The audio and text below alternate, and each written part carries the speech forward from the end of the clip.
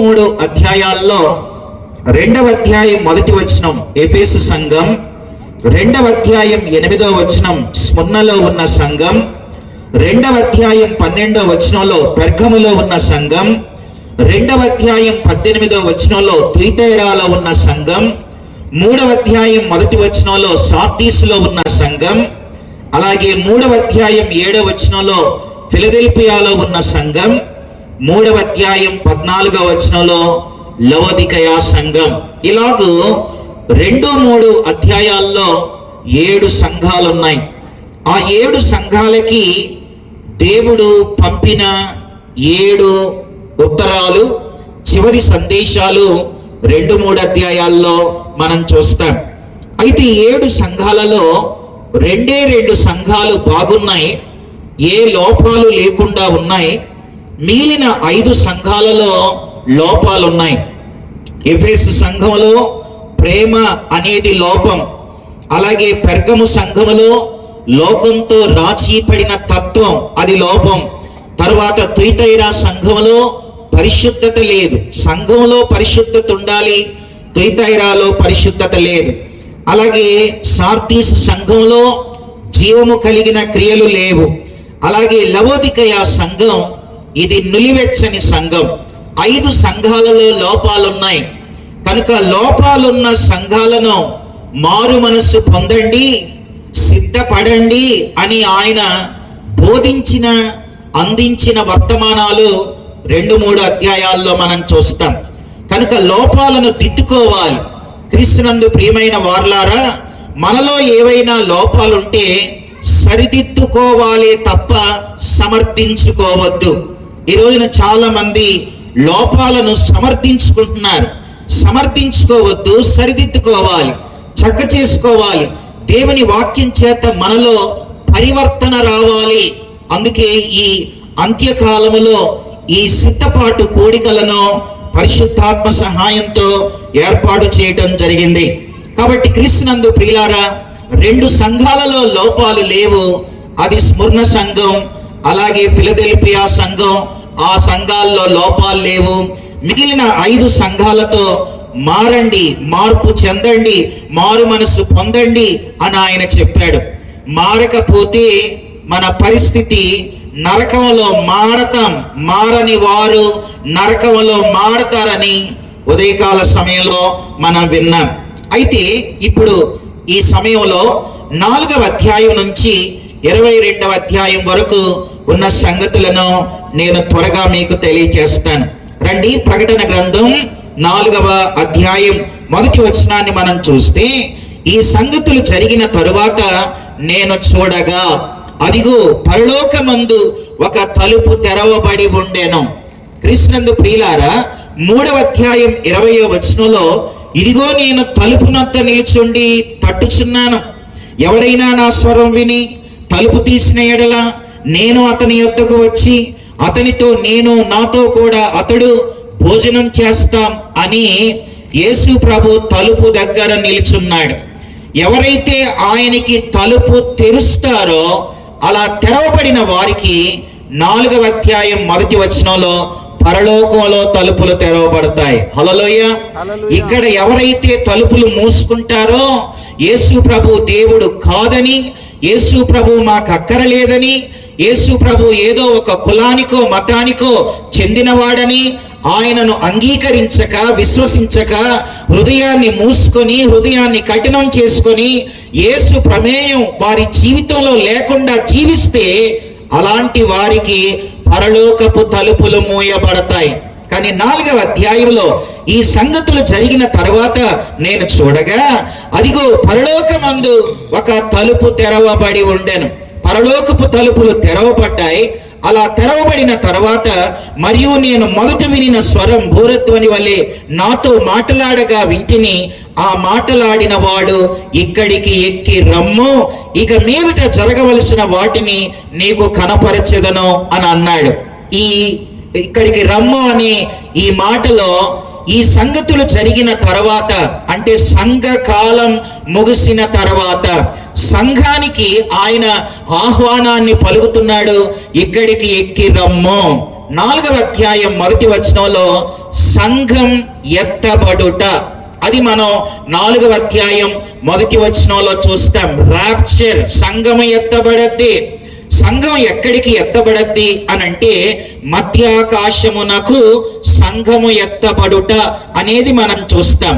మధ్యాకాశం, ఈ మాట దేవుని వాక్యంలో మనం చూస్తే తెస్సలోనికలకు రాసిన మొదటి పత్రిక 4వ అధ్యాయంలో మనం చూస్తే ఆ మాటలు నేను చదువుతూ ఉన్నాను. తెస్సలోనికలకు రాసిన మొదటి పత్రిక 4వ అధ్యాయం 16వ వచనం. ఆర్భాటముతోనూ ప్రధాన దూత శబ్దముతోనూ దేవుని బూరతోనూ పరలోకము నుండి ప్రభు దిగి వచ్చును. క్రీస్తునందుండి మృతులైన వారు మొదట లేతురు. ఆ మీదట సజీవులమై నిలిచి ఉండు మనం వారితో కూడా ఏకముగా ప్రభువును ఎదుర్కొనుటకు ఆకాశ మండలం అని మనం చూస్తాం. మధ్యాకాశం అంటే ఆకాశ మండలం. మధ్యాకాశం అని అన్నామంటే ఆ పైన మరొక ఆకాశం ఉందని, దాని క్రింద మరొక ఆకాశం ఉందని చెప్పకనే అర్థం అవుతుంది. క్రీస్తునందు ప్రియులారా, అసలు బైబిల్ ప్రకారం ఎన్ని ఆకాశాలు ఉన్నాయి అని అంటే 3 ఆకాశాలు ఉన్నాయి. ఆకాశాలు ఎన్ని అని అంటే 3 ఆకాశాలు ఉన్నాయి. చూడండి, దేవుని వాక్యంలో 3వ ఆకాశముని ఏమంటారు అని అంటే పరదైసు అని అంటారు. 3వ ఆకాశం పరదైసు అని బైబిల్లో ఎక్కడుంది రండి చూపిస్తాను. కొరింథీయులకు రాసిన 2వ పత్రిక 12వ అధ్యాయం నేను 2వ వచనాన్ని చదువుతూ ఉన్నాను. కొరింథీయులకు రాసిన 2వ పత్రిక 12:2. క్రీస్తునందున్న ఒక మనుష్యుని నేను ఎరుగుదును, అతడు 14 సంవత్సరాల క్రిందట 3వ ఆకాశమునకు కొనిపోబడెను.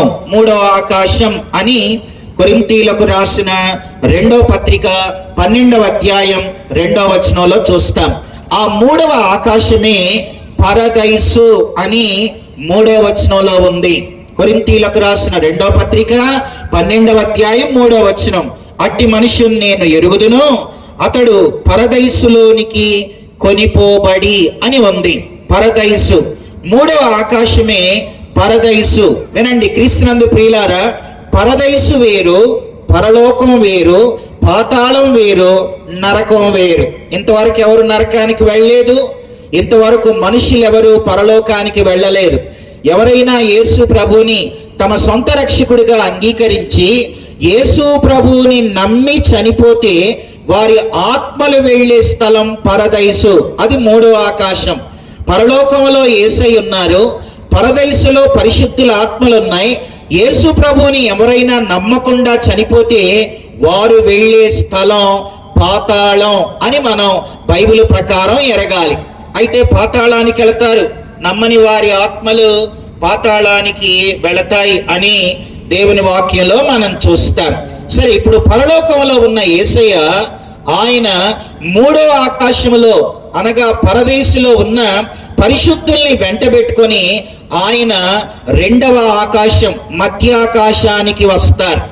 అలా మధ్యాకాశానికి వచ్చినప్పుడు భూమి మీద ఉన్న సంఘం అంటే సంఘములో 7 ఉండాలని మధ్యాహ్నం చెప్పాను.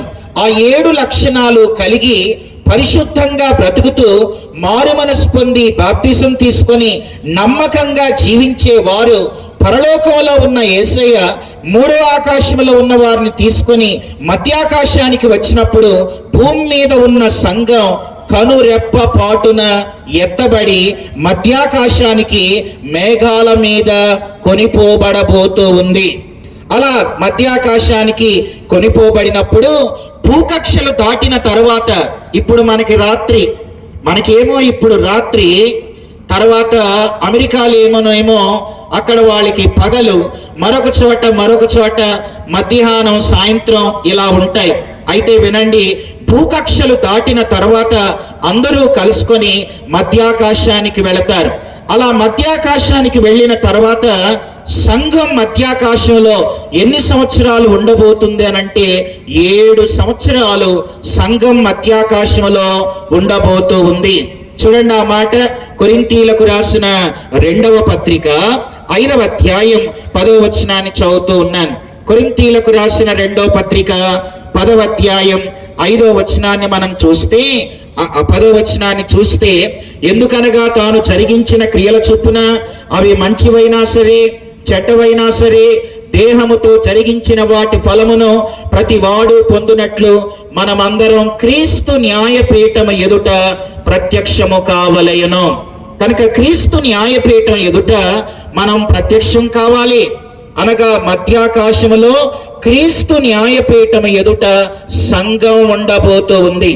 అయితే ఆ ఎత్తబడే గుంపులో ఎవరుంటారు అని అంటే, నేను 2-3 అధ్యాయాల్లో జాగ్రత్తగా వినండి, 5 సంఘాలలో లోపాలున్నాయి.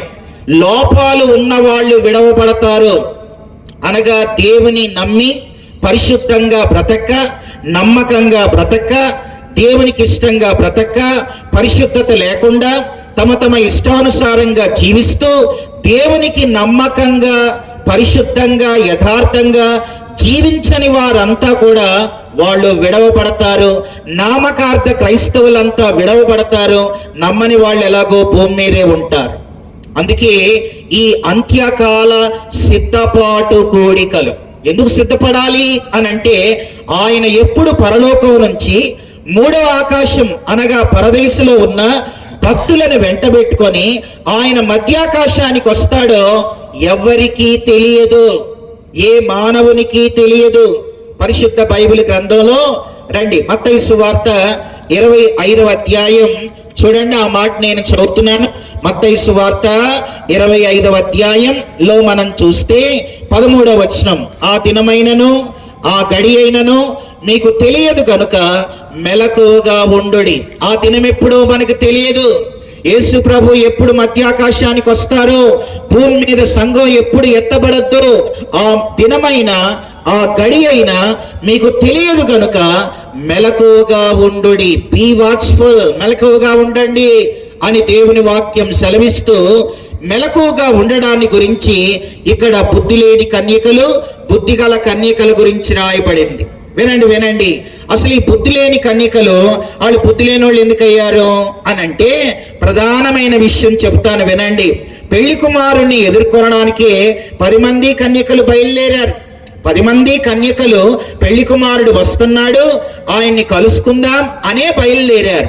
అయితే పెళ్లి కుమారుడు ఆలస్యం చేశాడు. ఆలస్యం చేస్తే బైబిల్లో ఏముందంటే చూడండి, మత్తయి సువార్త 25వ అధ్యాయం 5వ వచనంలో, పెళ్లి కుమారుడు ఆలస్యము చేయగా వారందరూ కొనికి నిద్రించుచుండిరి. అర్ధరాత్రి వేళ ఇదిగో పెళ్లి కుమారుడు, అతన్ని ఎదుర్కొన రండి అనో కేక వినబడెను అని చూస్తాం. పెళ్లి కుమారుడు ఆలస్యం చేశాడు, అందరూ కొనికి నిద్రించారు. అందరూ నిద్రపోతున్నారా కొందరైనా అని అంటే అందరూ నిద్రపోతున్నారు. తర్వాత 6వ వచనంలో, అర్ధరాత్రి వేళ ఇదిగో పెళ్లి కుమారుడు, అతన్ని ఎదుర్కొన రండి అను కేక అందరికీ వినబడిందా కొందరికే వినబడిందా అని అంటే అందరికీ వినబడింది. 7వ వచనంలో, అప్పుడు ఆ కన్యకలందరూ లేచి, అందరూ లేచారా 5గురే లేచారా అని అంటే అందరూ లేచారు. అప్పుడు అందరూ లేచి తమ దివిటీలు చక్కపరిచిరి గాని బుద్ధి లేని ఆ కన్యకలు, మా దివిటీలు ఆరిపోవచ్చున్నవి కనుక మీ నూనెలో కొంచెం మాకియ్యుడని బుద్ధి గలవారిని అడిగారు. వీళ్ళెంత బుద్ధి లేనోళ్ళు అంటే, పరలోకం వెళ్ళాలని బయలుదేరారు. పెళ్లి కుమారుడు ఆలస్యం చేశాడు. ఆలస్యం చేసినప్పుడు వారి దగ్గర నూనె లేదు. నూనెను సిద్ధపరచుకోవలసిన వాళ్ళు నూనెను సిద్ధపరచుకోకుండా ఆ బుద్ధి గల వాళ్ళు ఆలస్యం చేసినప్పుడు ఎలా కునికి నిద్రించుచున్నారో వీళ్ళు కూడా నిద్రపోయారు. కేక అందరికీ వినబడింది. ఆ తర్వాత అందరూ లేచారు, దివిటీలు చక్క చేసుకుంటున్నారు. అప్పుడు లేని వాళ్ళు ఉన్న వాళ్ళ దగ్గరికి వెళ్ళి, మా దివిటీల్లో నూనె లేదు, మీ నూనె కొంచెం మాకు ఇయ్యండి అన్నారు. అప్పుడు ఆ దివిటీలలో నూనె ఉన్న ఆ 5గురు లేని ఆ బుద్ధి లేని వాళ్ళని చూసి, అక్క ఇంతసేపు ఏం చేశారు? మరి దివిటీల్లో నూనె లేనప్పుడు సిద్ధపడాలి కదా, సిద్ధపడకుండా నూనెను సిద్ధం చేసుకోకుండా మేము పడుకున్నట్టే మీరు పడుకున్నారు, మేము లేచినట్లే మీరు లేచారు, మేము చక్క చేసుకుంటున్నట్లే మీరు చక్క చేసుకుంటున్నారు. ఆయన వచ్చేస్తాడనంగా మీరు లేకపోయినా ఉన్నోళ్ళలాగానే ఉన్నారు. నిజంగా మీరెంత బుద్ధి లేని వాళ్ళు. ఈ రోజున చాలా మంది క్రైస్తవులు ఎలా ఉన్నారంటే, పాటలు కూడా వచ్చేస్తాడని పాడుతున్నారు, తర్వాత మన పాటలు చూస్తూ ఉంటే, అలాగే మన సిద్ధపాటు చూస్తూ ఉంటే, బుద్ధి లేని వాళ్ళు ఎలాగా వారు సిద్ధపడి చివరిదాకా ఉన్నారో అలాగే ఈ రోజున చాలా మంది కనబడుతున్నారు. 5 సంఘాలలో లోపాలున్నాయి. లోపాలున్న వాళ్ళు లోపాలు లేనట్లే. బ్రదర్ మాటికి ఎందుకు తగ్గిస్తున్నారు? ఇక్కడ కూడా మానిటర్లు కొంచెం తగ్గిని పెంచాలి, డిస్టర్బ్ చేయకండి. కనుక బుద్ధి లేని వాళ్ళు, వాళ్ళ దగ్గర నూనె లేకపోయినా బుద్ధి కలిగిన వాళ్ళ దగ్గర నూనె ఉన్నట్లే వాళ్ళు ఉన్నారు. కాబట్టి కృష్ణందు ప్రియులారా, అందుకే వాళ్ళు బుద్ధి లేని వాళ్ళు అయ్యారు. వినండి, ఇక్కడే ఒక మాట చెప్తాను. నూనె లేని వాళ్ళకి లేదని తెలుసు, ఉన్న వాళ్ళకి ఉందని తెలుసు. కానీ లేనోళ్ళ దగ్గర లేదు అనేది లేనోళ్ళకి తెలుసు, ఉన్న వాళ్ళకి లేనోళ్ళ దగ్గర లేదని ఉన్న వాళ్ళకి తెలియదు. అందరికి అర్థమైందో లేదో? ఇలాంటి డిస్టర్బెన్స్ వస్తే అలా కొంత డిస్టర్బెన్స్ అయింది. మళ్ళీ చెప్తున్నాను వినండి. లేనోళ్ళ దగ్గర లేదని తెలుసు, ఉన్న వాళ్ళ దగ్గర ఉందని తెలుసు. కానీ ఉన్న వాళ్ళకి లేనోళ్ళ దగ్గర లేదని తెలియదు. ఎందుకనంటే వాళ్ళ దగ్గర నూనె లేకపోయినా నూనె ఉన్నట్టే ఉన్నారు చివరి దాకా. అందుకే వాళ్ళు బుద్ధి లేని వాళ్ళు అయ్యారు. ఈరోజు చాలా మంది మన దగ్గర నూనె లేకపోయినా నూనె ఉన్నట్టే. తర్వాత మనలో పరిశుద్ధత లేకపోయినా పరిశుద్ధత మీద పరిశుద్ధుడా అని గట్టిగా పాటలు పాడేస్తాం. పరిశుద్ధత లేకపోయినా పరిశుద్ధతను గురించి, ప్రేమ లేకపోయినా ప్రేమను గురించి, తర్వాత నమ్మకత్వం లేకపోయినా నమ్మదగిన దేవా అని ఎన్నో మనం నూనె లేకపోయినా నూనె ఉన్నట్లుగా కనపరుచుకుంటూ చివరిదాకా గడిపేస్తూ ఉన్నారు. అందుకే సాధు సుందర్ సింగ్ అనే భక్తుడు ఇలా అన్నాడు. ఆయన ఏమన్నాడంటే, అసలు పరలోకంలో అడుగుపెట్టే వరకు ఎవరు వెళతారో ఎవరు వెళ్ళరో ఎవరని చెప్పలేమని అన్నాడు. కనుక పరలోకంలో అడుగుపెట్టే వరకు ఎవరు వెళతారో ఎవరు వెళ్ళరో తెలియదు. కాబట్టి సిద్ధపాటు. అందుకే ఈ మీటింగ్స్ ఏంటనంటే అంత్యకాలపు సిద్ధపాటు కూడికలు. మనం సిద్ధపడాలి. నూనె లేని వారు నూనె కలిగిన వారు కావాలి. పరిశుద్ధత లేని వారు పరిశుద్ధతలోనికి రావాలి. ప్రేమ లేని వారు ప్రేమలోనికి రావాలి. మార్పు లేని వారు కనీసం ఈ చివరి దినాలలోనైనా మార్పు కలిగి జీవించాలి. ఇది మనం చూస్తున్నాం. కనుక మనం గమనించినట్లయితే చూడండి, ఆ దినమైన ఆ గడి అయినా మీకు తెలియదు కనుక మెలకువగా ఉండండి. సిద్ధపడిన వాళ్ళు ఎత్తబడతారు, అది గుర్తుపెట్టుకోండి. 7 సంఘాలలో 5 సంఘాలు విడవబడ్డాయి. తర్వాత 2 సంఘాలలో లోపము లేని వారు ఎత్తబడతారు. అలా ఎత్తబడిన వాళ్ళు ఎక్కడికి వెళతారు అనంటే మధ్యాకాశములో క్రీస్తు న్యాయపీఠం ఎదుట 7 సంవత్సరాలు వాళ్ళు అక్కడ నివసిస్తూ ఉంటారు. ఆ 7 సంవత్సరాలు క్రీస్తు న్యాయపీఠం ఎదుట నిలబడతారు. ఎత్తబడ్డారు వాళ్ళు, నమ్మకంగా బ్రతికిన వాళ్ళే, పరిశుద్ధంగా బ్రతికిన వాళ్ళే, ఏ లోపం లేని వాళ్ళే, వాళ్ళు ఎత్తబడ్డారు. ఇక ఎత్తబడిన వారికి చివరికి పరలోకమే ఉంటే తప్ప మళ్ళీ వారికి ఏ ఇబ్బందులు ఉండవు. అది గుర్తుపెట్టాలి. అందుకే ఎత్తబడే గుంపులో నీ ఉన్నావా, ఎత్తబడే గుంపులో నేనున్నానా అనేది ఎవరికి వారమే పరీక్షించుకొని ఎత్తబడే ఆ గుంపులో ఉండడానికి కావలసిన సిద్ధపాటును మనం కలిగి ఉండాలని అంత్యకాలపు సిద్ధపాటు కూడికలను ఏర్పాటు చేయటం జరిగింది. అలా ఎత్తబడిన సంఘానికి దేవుడు ఏం చేస్తాడనంటే తీర్పు తీరుస్తాడు. ఎత్తబడిన వాళ్ళకు కూడా తీర్పు ఉంటుంది. ఏంటా తీర్పు అనంటే నరకంలో వేయడానికి కాదు. ఎత్తబడిన వాళ్ళని ఏమనుగుతాడంటే, భూమి మీద నేను మీకు ఇన్ని సంవత్సరాల ఆయుష్నిచ్చాను, ఇన్ని సంవత్సరాల ఆయుష్లో మీరు రక్షించబడింది ఇప్పుడు, మీరు రక్షించబడిన నాటి నుండి మీరు భూమి మీద ఉన్నంత కాలం నా కొరకు ఏం చేశారు అని ఆయన ప్రతి మనిషిని అడుగుతాడు. నన్ను అడుగుతాడు, మిమ్మల్ని అడుగుతాడు, మనందరినీ ఆయన అడుగుతాడు. నేను 2000 సంవత్సరంలో యేసు ప్రభుని నమ్ముకున్నాను. ఇప్పటికి 25 సంవత్సరాలు. అలా ఈ భూమి మీద నేను ఎంతకాలం ఉంటానో నాకు తెలియదు, నా ఆయుష్కాలం ఆయనకు తెలుసు. ఒక రోజున నేను క్రీస్తు న్యాయపీఠం ఎదుట నిలబడ్డప్పుడు ఆయన నన్ను అడుగుతాడు, ఫలానా ఏజ్లో నువ్వు రక్షించబడ్డావు, ఇన్ని సంవత్సరాలు నీవు భూమి మీద ఉన్నావు, ఇన్ని సంవత్సరాలు నా కొరకు ఏం చేశావు, ఎన్ని ఆత్మల్ని సంపాదించావు, ఎంత నమ్మకంగా బ్రతికావు, ఎన్ని కష్టాలు నా కోసం పడ్డావు, తర్వాత ఎంతగా నా కోసం ప్రయాసపడ్డావు, ఇవన్నీ అడిగి ఆయన నాకు ఇలా ఎత్తబడిన వారందరికీ 3.5 సంవత్సరాలు తీర్పు తీర్చి మిగతా 3.5 సంవత్సరాలు అక్కడ మధ్యాకాశంలోనే ఆయన వారికి ఘనత, గౌరవం, పదవులు ఇవన్నీ కూడా ఆయన అక్కడ ఒక పిక్చర్ తయారు చేస్తాడు. ఎందుకనంటే 7 సంవత్సరాల తర్వాత సంఘం భూమి మీదకి వస్తుంది. భూమి మీదకి వచ్చిన తర్వాత ఇదే భూమి మీద సంఘం 1000 ఏండ్లు ఈ భూమి మీదే ఉండబోతూ ఉంది. అది మనం గుర్తించాలి. కనుక 4వ అధ్యాయం 1వ వచనంలో సంఘము ఎత్తబడుట అనేది మనం చూస్తాం. సంఘం ఎత్తబడద్ది. మరి ఎవరు భూమి మీద ఉంటారు అని అంటే నామకార్థ క్రైస్తవులు, నమ్మని వారందరూ ఈ భూమి మీదే ఉంటారు. తర్వాత మరొక విషయం చెబుతాను. మరొక మాట ఏంటనంటే ఇలా ఎత్తబడినప్పుడే ఇప్పుడున్న పరిశుద్ధాత్ముడు ఆయన పని అప్పటి వరకే, ఎత్తబడే వరకే. ఎత్తబడినప్పుడే పరిశుద్ధాత్ముని పని అయిపోద్ది. పరిశుద్ధాత్ముడు ఎప్పుడు వచ్చాడంటే భూమి మీదకి పెంతెకోస్తు దినాన పరిశుద్ధాత్ముడు భూమి మీదకి వచ్చాడు. ఆయన పని ఎప్పటి వరకు అని అంటే సంఘము ఎత్తబడే వరకే ఆయన పరిచర్య. ఆయన ఈ లోపు ఏం చేస్తా ఉంటాడు? పరిశుద్ధాత్ముడు పాపాన్ని గురించి, నీతిని గురించి, తీర్పుని గురించి ఆయన మనల్ని ఒప్పింపజేస్తూ ఉంటాడు. నేను చెప్పే మాటలు మీకు అర్థమయ్యేలాగా చేసేవాడు పరిశుద్ధాత్ముడు. ఆయన ఒప్పింపజేస్తాడు. దేవుని వాక్యం ఆయన మనకి ఒప్పింపు చేస్తాడు. మనం పాపంలో ఉంటే, మనం మారవలసి ఉంటే, ఫలానా విషయంలో మారాలి అని ఆయన ఒప్పిస్తాడు.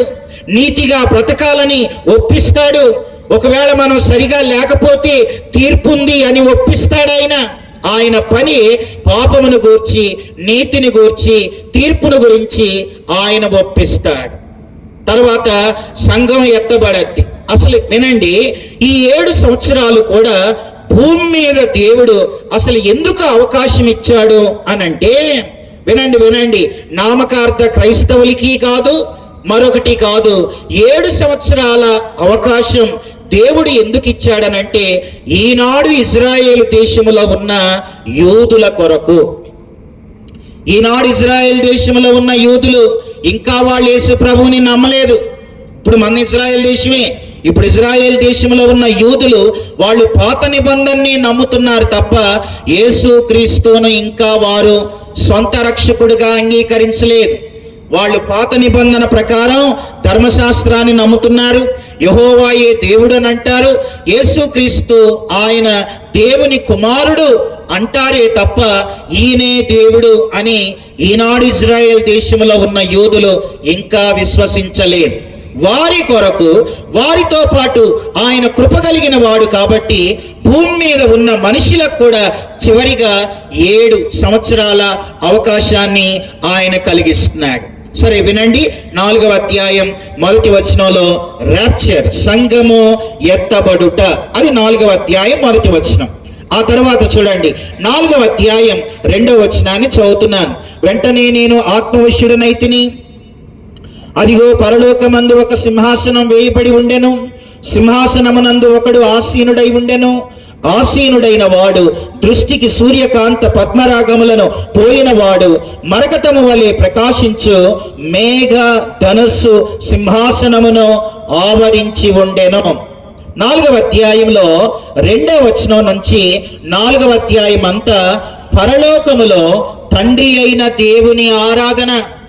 తండ్రి అయిన దేవుని ఆరాధన. ఆయన సింహాసనంపై ఆసీనుడై ఉన్నాడు. సింహాసనమునందు ఆసీనుడైన ఆయన ఎలా కనిపిస్తున్నాడంటే దృష్టికి సూర్యకాంత పద్మరాగాలను పోలినవాడు, మరకతము వలె ప్రకాశించు మేఘధనస్సు సింహాసనమును ఆవరించి ఉండెను. ఆ సింహాసనము చుట్టూ 24 సింహాసనములుండెను. ఆ సింహాసనమునందు 24 పెద్దలు తెల్లని వస్త్రాలు ధరించుకొని తమ తలల మీద సువర్ణ కిరీటాలు పెట్టుకున్న వారై వాళ్ళు కూర్చున్నారు. వాళ్ళంతా కూడా ఆయన ఆరాధన చేస్తున్నారు. 4వ అధ్యాయం పరలోకంలో తండ్రి అయిన దేవుని ఆరాధన. ఇది 4వ అధ్యాయం. 5వ అధ్యాయానికి రండి. 5వ అధ్యాయం 1వ వచనంలో మనం ఏం చూస్తాం అనంటే, చదువుతున్నాను. 5వ అధ్యాయం 1వ వచనం, మరియు లోపటను వెలుపటను వ్రాత కలిగి 7 ముద్రలు గట్టిగా వేసి ఉన్న ఒక గ్రంథం సింహాసనమునందు ఆసీనుడై ఉన్నవాని కుడి చేత చూచితిని. తండ్రి అయిన దేవుని చేతిలో, కుడి చేతిలో 7 ముద్రలు గట్టిగా వేసి ఉన్న ఒక గ్రంథం ఆయన చేతిలో ఉంది. 2వ వచనం, మరియు దాని ముద్రలు తీసి ఆ గ్రంథం విప్పుటకు యోగ్యుడు ఎవడని బలిష్ఠుడైన ఒక దేవదూత బిగ్గరగా ప్రచురింపగా చూచితిని. అయితే పరలోకమందు గాని, భూమి మీద గాని, భూమి క్రింద గాని ఆ గ్రంథం విప్పుటకైనను చూచుటకైనను ఎవనికి శక్తి లేకపోయాను. ఆ గ్రంథం విప్పుటకైనను చూచుటకైనను యోగ్యుడెవడనో కనబడనందున నేను బహుగా ఏడ్చుచుండగా ఆ పెద్దల్లో ఒకడు, ఏడవకము, ఇదిగో దావీదుకు చిగురైన యోధాగోత్రపు సింహం 7 ముద్రలు తీసి ఆ గ్రంథమును విప్పుటకై జయం పొందినని నాతో చెప్పెను. 6వ వచనం, మరియు సింహాసనమునకును ఆ 4 జీవులకును పెద్దలకును మధ్యను వధింపబడినట్లుండిన గొర్రె పిల్ల నిలిచి ఉండుట చూచితిని. ఆ గొర్రె పిల్లకు 7 కొమ్ములున్నాయి, తర్వాత 7 కన్నులున్నాయి. ఆ కన్నులు భూమి అంతటి మీదకి పంపబడిన దేవుని 7 ఆత్మలు అని మనం చూస్తా ఉన్నాం. ఆ వధింపబడిన గొర్రె పిల్ల ఎవరు అనంటే మన ప్రభు అయిన యేసుక్రీస్తు. హల్లెలూయా. కనుక 4వ అధ్యాయం తండ్రి అయిన దేవుని ఆరాధన అయితే 5వ అధ్యాయం వధింపబడిన గొర్రె పిల్ల అయిన యేసుక్రీస్తు ఆరాధన. చూడండి ఆయన్ని ఎలా ఆరాధన చేస్తున్నారు. 9వ వచనం, ఆ పెద్దలు నీవు ఆ గ్రంథమును తీసుకొని ముద్రలను విప్పుడకు యోగ్యుడవు, నీవు వధింపబడిన వాడవై నీ రక్తం ఇచ్చి ప్రతి వంశములోను ఆయా భాషలు మాట్లాడు వారిలోను ప్రతి ప్రజలోను ప్రతి జనములోను దేవుని కొరకు మనుషులను కొని మా దేవునికి వారిని ఒక రాజ్యముగాను యాజకులుగాను చేసితివి గనుక వారు భూలోకమందు ఏలుదురను క్రొత్త పాట పాడుదురు. మరియు నేను చూడగా సింహాసనం, జీవులు, పెద్దలు ఆవరించి ఉన్న అనేక దూతల స్వరం వినబడెను. వారి లెక్క కోట్ల కొలదిగా ఉండెను. ఆ కోట్ల కొలది దేవదూతలు, 24 పెద్దలు, వారంతా కూడా వధింపబడిన ఆ గొర్రె పిల్లను ఆరాధన చేస్తూ ఉన్నట్లుగా చూస్తాం. పరలోకంలో ఉండేది ఒక్కటే ఆరాధన. ఆరాధన, స్తుతి ఆరాధన మాత్రమే పరలోకంలో ఉంటది. పరలోకంలో జరిగే ఆరాధన 4వ అధ్యాయం 5వ అధ్యాయంలో మనం చూస్తాం. ఇప్పటికీ 5 అధ్యాయాలైనవి. 1వ అధ్యాయం యేసుక్రీస్తు ప్రత్యక్షత, 2-3 అధ్యాయాలు 7 సంఘాలు. ఆ 7 సంఘాలు అంటే ఇప్పుడున్న సంఘాలు. తర్వాత 4వ అధ్యాయం 1వ వచనంలో సంఘము ఎత్తబడుట, తర్వాత 2వ వచనం నుంచి 4వ అధ్యాయంలో తండ్రి అయిన దేవుని ఆరాధన, 5వ అధ్యాయంలో గొర్రెపిల్ల ఆరాధన. ఇది మనం పరలోకంలో జరిగే ఆరాధన చూస్తాం. తర్వాత రండి 6వ అధ్యాయం నుంచి వినండి 6వ అధ్యాయం నుంచి 18వ అధ్యాయం వరకు కూడా భూమి మీద సంభవించనై ఉన్న 7 ఏండ్ల శ్రమల కాలం. 6వ అధ్యాయం నుంచి 18వ అధ్యాయం దాకా 7 సంవత్సరాల శ్రమల కాలం, 7 ఏండ్ల శ్రమల కాలం. సంఘం ఎక్కడుంటది? మధ్యాకాశంలో. అక్కడ ఎన్ని సంవత్సరాలు? 7 సంవత్సరాలు. ఈ 7 సంవత్సరాలు ఈ భూమి మీద 7 ఏండ్ల శ్రమలు. ఆ 7 ఏండ్ల శ్రమల కాలంలో ఎవరు పరిపాలిస్తారు అని అంటే 3 పరిపాలిస్తారు. చూడండి, ఆ 3 ఎవరు? ప్రకటన గ్రంథం 12వ అధ్యాయం నేను చదువుతూ ఉన్నాను, 3వ వచనం. మొదటిగా ఆ 3లో ప్రధానమైన వాడు ప్రకటన గ్రంథం 12వ అధ్యాయం 3వ వచనంలో అక్కడ ఇలా ఉంది, అంతటా పరలోకమందు ఇంకొక సూచన కనబడెను. ఇదిగో ఎర్రని ఘట సర్పం, దానికి 7 తలలు 10 కొమ్ములు ఉండెను, దాని తలల మీద 7 కిరీటములుండెను. ఘట సర్పం అనగా వాడే సాతానుడు. ఈ భూమి మీద 7 ఏండ్ల శ్రమల కాలంలో పరిపాలించేవాడు సాతానుడు. తర్వాత 2వ వ్యక్తిని నేను జ్ఞాపకం చేస్తాను. 2వ వ్యక్తి ఎవరు అనంటే 13వ అధ్యాయం 1వ వచనాన్ని చూడండి. 13వ అధ్యాయం 1వ వచనం, ప్రకటన గ్రంథం 13వ అధ్యాయం 1వ వచనం. మరియు 10 కొమ్ములు 7 తలలు గల ఒక క్రూర మృగం సముద్రములో నుండి పైకి వచ్చుట చూచితిని. 2వ వ్యక్తి క్రూర మృగం. వీడినే క్రీస్తు విరోధి అని అంటారు. క్రీస్తు విరోధి అనగా వీడు వ్యక్తి, మనిషి, సగం దెయ్యం సగం మనిషి, అందరికీ కనబడేవాడి వీడే ప్రధానంగా ఈ భూమి మీద 7 సంవత్సరాలు పరిపాలిస్తాడు. ఘట సర్పం సాతానుడు కనబడడు, వాడు దుష్టుడు, దురాత్మ కనబడదు. కానీ లిటరల్ గా కనబడే వ్యక్తి ఎవరు అనంటే 13వ అధ్యాయం 1వ వచనంలో క్రూర మృగం, క్రీస్తు విరోధి అని మనం చూస్తాం. వీడు ఎలా ఉంటాడంటే చూడండి, 13వ అధ్యాయం 1వ వచనం, మరియు 10 కొమ్ములు 7 తలలు గల ఒక క్రూర మృగం సముద్రములో నుండి వచ్చెను. సముద్రం అంటే భక్తిహీనుల్లో నుండి వస్తాడు, లోకములో నుండి వస్తాడు. కనుక వాడు 10 కిరీటాలు దాని తలల మీద ఉండెను, దేవదూషణకరమైన పేళ్లు ఉండెను. 2వ వచనం, నేను చూసిన మృగం, వాడు ఎలా ఉంటాడంటే చిరతపులిని పోలి ఉండెను. చిరతపులి అంటే వేగానికి గుర్తు. వీడి పాలన 7 సంవత్సరాలే. 7 సంవత్సరాలు చాలా వేగంగా వాడు పరిపాలిస్తాడు, చిరతపుల్లాగా పనిచేస్తాడు. తర్వాత దాని పాదములు ఎలుగుబంటి పాదాలు. ఈ క్రూర మృగంగాడు నడుస్తూ ఉంటే ఎలా నడుస్తాడనంటే ఎలుగుబంటి నడిచినట్లుగా నడుస్తాడు. తర్వాత దాని నోరు సింహపు నోరు వంటిది, అంటే వాడు గంభీరంగా గర్జించి నోరుతో మాట్లాడతాడు. దానికి ఆ ఘట సర్పం తన బలం, తన సింహాసనం, ఆ గొప్ప అధికారం ఇచ్చెను. ఈ క్రూర మృగంగానికి ఎవరు అధికారం ఇస్తారు, ఎవరు బలాన్ని ఇస్తారు అనంటే ఘట సర్పం.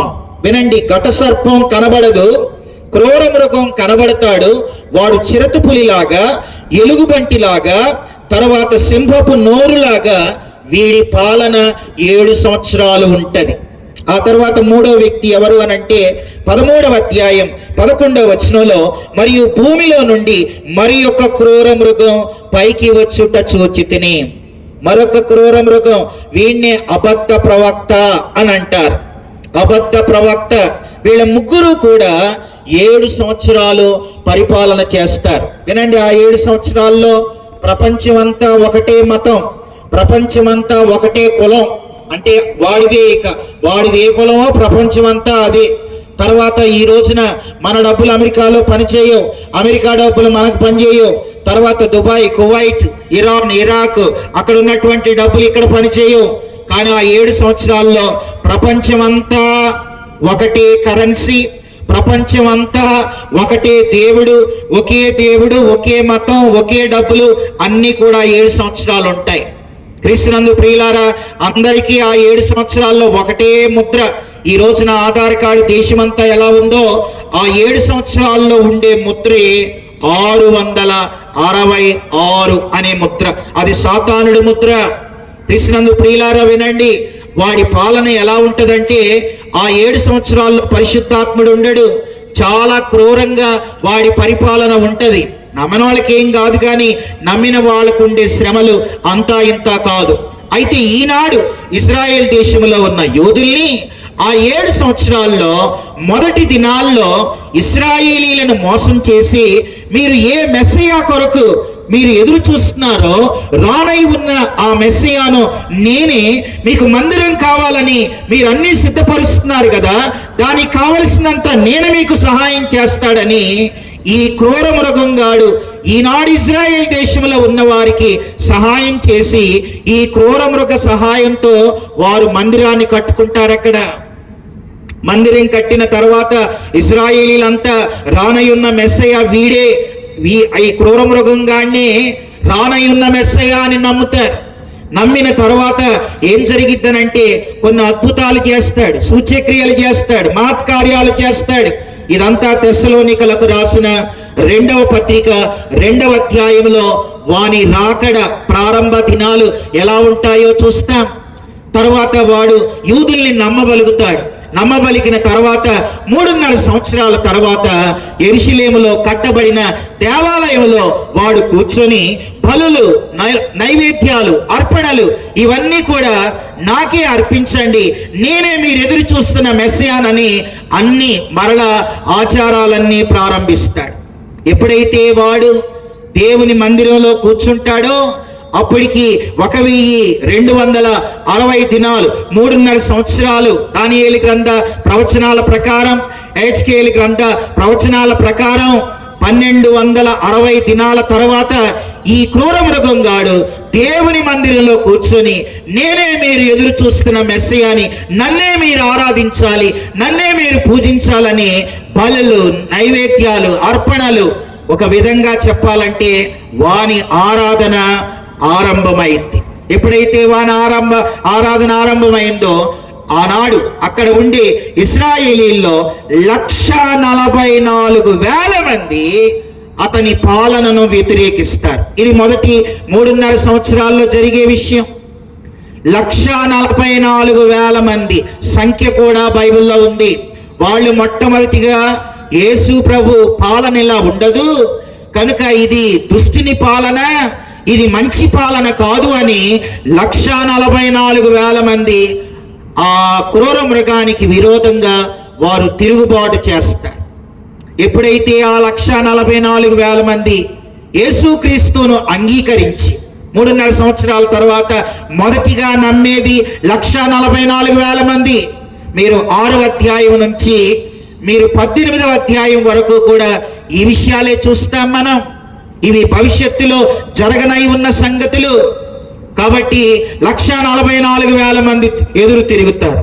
వాళ్ళందరినీ హింసించడం మొదలు పెడతాడు, వారందరినీ బాధలు పెట్టడం మొదలు పెడతాడు. వాని పాలన అది చాలా క్రూరంగా ఉండే పాలన. అంతెందుకు, రోమా చక్రవర్తుల్లో ఒక చక్రవర్తి నీరో ఎంత క్రూరుడంటే 9వ నెల గర్భవతిగా ఉన్న ఒక తల్లిని కడుపు చీల్చి తల్లిని చంపేవాడు, బిడ్డని చంపేవాడు. అది మనం చరిత్రలో ఎరుగుదాం. మరి క్రూర మృగము యొక్క పాలన ఎంత కఠినమైనదో వినండి. ఇక్కడ ఎవరైనా నామకార్థ క్రైస్తవులుంటే, ఓహో అయితే ఎత్తబడే వాళ్ళల్లో పరిశుద్ధులు ఎత్తబడతారు, నామకార్థ క్రైస్తవులు విడవబడతారు, వాళ్ళకో 7 సంవత్సరాల అవకాశం ఉందంట కనుక అప్పుడు చూద్దాంలే అని అనుకున్నారు అనుకోండి, అంతకంటే అవివేకులు మరొకరు ఉండరు. ఎందుకనంటే ఆ 7 సంవత్సరాల్లో నమ్మిన వారి పరిస్థితి ఎంతో కఠినంగా ఉంటది. మత్తయి సువార్త 24వ అధ్యాయంలో ఆ దినాలు అవి మహాశ్రమలని, ఆ దినాలు తక్కువ చేయకపోతే ఏ మానవుడు కూడా బ్రతకలేనంత బాధాకరమైన దినాలు ఆ దినాలుగా ఉండబోతున్నాయని మనం చూస్తాం. అయితే 3.5 సంవత్సరాల్లో 144,000 మంది నమ్ముతారు. మిగిలిన 3.5 సంవత్సరాలు ఏం చేస్తారంటే ఆ 144,000 మంది ప్రపంచమంతా తిరిగి సేవ చేస్తారు. హల్లెలూయా. ఒక యూదుని పాలన మామూలుగా ఉండదు. సమరయ స్త్రీ ఒక్కదే యూదురాలు, యేసుప్రభుని నమ్ముకుంది, ఊరుకు ఊరు తీసుకొచ్చింది. అలాగే అపొస్తలుడైన పౌలు యూదుడు, యేసుప్రభుని నమ్మాడు, చిరఛేదనం చేయబడ్డ ఎన్నో వేలాది ఆత్మల్ని దేవుని దగ్గరికి తీసుకొచ్చాడు. ఇప్పుడు ఆ యూదుల సేవ మనలాంటి సేవ కాదు కనుక వాళ్ళు ప్రాణాలను తెగించి దేవుని కొరకు హతసాక్షులై తర్వాత ఎంతో ప్రభావవంతంగా వాళ్ళు మిగిలిన 3.5 సంవత్సరాలలో సేవ చేస్తారు. వారి సేవ ఫలితంగా ఎంతో మంది, లక్షల మంది, కోట్ల మంది భూమి మీద ఉన్నవాళ్ళు రక్షణ పొందుతారు. అయితే ఈ క్రూర మృగంగాడు తర్వాత అబద్ధ ప్రవక్తలు ఇలాంటి వాళ్ళు చాలా కఠినంగా వాళ్ళను హింసిస్తూ ఉంటారు.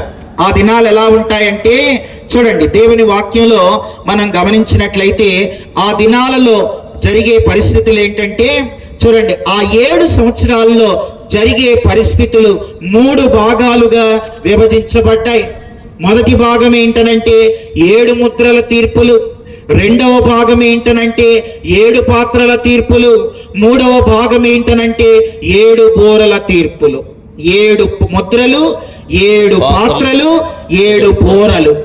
7 ముద్రలు, 7 పాత్రలు, 7 బోరలు. ఇదే 6 నుంచి 18 దాకా మనం చూస్తాం. ఆయన ముద్రలు విప్పుతూ ఉంటాడు. అంటే తండ్రి చేతిలో ఉన్న ఆ గ్రంథం తీసుకొని దాని ముద్రలు ఒక్కొక్క ముద్ర విప్పుతూ ఉంటే ఈ భూమి మీద జరిగే భయంకరమైన పరిస్థితులు, ఈ భూమి మీద ఉన్న వాళ్ళు అంటే విడవబడిన వాళ్ళు, నమ్మని వాళ్ళు ఎంత కఠినంగా ఆ క్రూర మృగము యొక్క, ఘటసర్పము యొక్క, అబద్ధ ప్రవక్త యొక్క పాలన భూమి మీద ఉంటుందో ఇక్కడ ఉన్న వాళ్ళు చూస్తారు. అది ఎలా ఉంటుందో మచ్చుకు మీకు ఒక అధ్యాయంలో చూపిస్తాను రండి. ప్రకటన గ్రంథం 9వ అధ్యాయాన్ని చూడండి. ప్రకటన గ్రంథం 9వ అధ్యాయం చదువుతున్నాను నేను. మొదటి వచనం నుంచి. 5వ దూత బూర ఊదినప్పుడు ఆకాశము నుంచి భూమి మీద రాలిన ఒక నక్షత్రాన్ని చూసి తిని, అగాధము యొక్క తాళపు చెవి అతనికి ఇయ్యబడెను. అతడు అగాధము తెరవగా పెద్ద కొలిమిలో నుండి లేచి పొగ వంటి పొగ ఆ అగాధములో నుండి లేచెను. ఆ అగాధములోని పొగ చేత సూర్యుని వాయుమండలమున చీకటి కమ్మెను. ఆ పొగలో నుంచి మిడతలు భూమి మీదకి వచ్చెను. భూమిలో ఉండు తేళ్లకు బలమున్నట్టు వాటికి బలమీయబడెను. ఆ 7 సంవత్సరాల్లో భూమి మీదకి మిడతలు వస్తాయి. ఆ 7 సంవత్సరాల్లో భూమి మీదకి మిడతలు వస్తాయి. ఆ మిడతలు ఎక్కడి నుంచి వస్తాయి అని అంటే పాతాళంలో నుంచి వస్తాయి. మిడతలు పాతాళంలో నుంచి వస్తాయి. పాతాళానికి అధిపతి ఎవరు అని అంటే సాతానుడు. కాబట్టి వాడు ఆ మిడతల్ని భూమి మీదకి తీసుకొస్తాడు. ఆ మిడతలు మనుషుల్ని బాధలు పెడతాయి. ఎలా బాధలు పెడతాయో తెలుసా? చూడండి, ఆ మాటలు మనం చూస్తే ఆ మిడతలు ఎలా ఉంటాయో 7వ వచనంలో ఉంది. ప్రకటన గ్రంథం 9వ అధ్యాయం 7వ వచనం. ఆ మిడతల రూపములు యుద్ధమునకు సిద్ధపరచబడిన గుర్రాలను పోలి ఉన్నాయి. మిడతలంటే అవి మిడతలు కాదు, అవి గుర్రాల్లా ఉంటాయి. తర్వాత చూడండి, బంగారము వలె మెరయు కిరీటముల వంటివి వాటి తలల మీద ఉండెను. ఆ మిడతల తలల మీద బంగారముతో మెరిసే కిరీటాల వలె ఆ మిడతల తలల మీద ఉంటాయి. తర్వాత చూడండి, వాటి ముఖములు మనుష్యుల ముఖముల వంటివి. భూమి మీదకి వచ్చే ఆ మిడతలు మనుష్యుల ముఖాల్లా ఉంటాయి. తర్వాత చూడండి 8వ వచనం. స్త్రీల తల వెంట్రుకల వంటి వెంట్రుకలు ఆ మిడతలకు ఉంటాయి. వాటి పండ్లు సింహపు కోరల వలె ఉంటాయి. ఇనప మైమరువుల వంటి మైమరువులు వాటికి ఉండెను. వాటి రెక్కల ధ్వని యుద్ధమునకు పరిగెత్తునట్టి విస్తారమైన గుర్రపు రథాల వలె ధ్వని వలె ఉంటాయి. తేళ్ల తోకల వంటి తోకలు కొండ్లు వాటికి ఉండెను. 5 నెలల వరకు వాటి తోకల చేత మనుషులకు హాని చేయుటకు వాటికి అధికారమియ్యబడెను. ఈ మిడతలు భూమి మీద ఉన్న వాళ్ళని 5 నెలలు బాధిస్తాయి. వినండి, 7 సంవత్సరాల తీర్పులో 5 సంవత్సరాలు మిడతలు మనుషుల్ని బాధలు పెడతాయి. భూమి మీద ఉన్న మనుషులందరినీ ఈ మిడతలు బాధలు పెడతా ఉంటాయి. అలా బాధలు పెడుతూ ఉంటే మిడతలు ఎలా ఉంటాయి? మనిషి ముఖం, స్త్రీల తల వెంట్రుకల వంటి తల వెంట్రుకలు, సింహపు కోరలు, తేళ్ల తోకల వంటి తోకలు. 5 నెలలు మనుషుల్ని బాధలు పెడుతూ ఉంటే ఏ మానవుడు భరించగలుగుతాడు?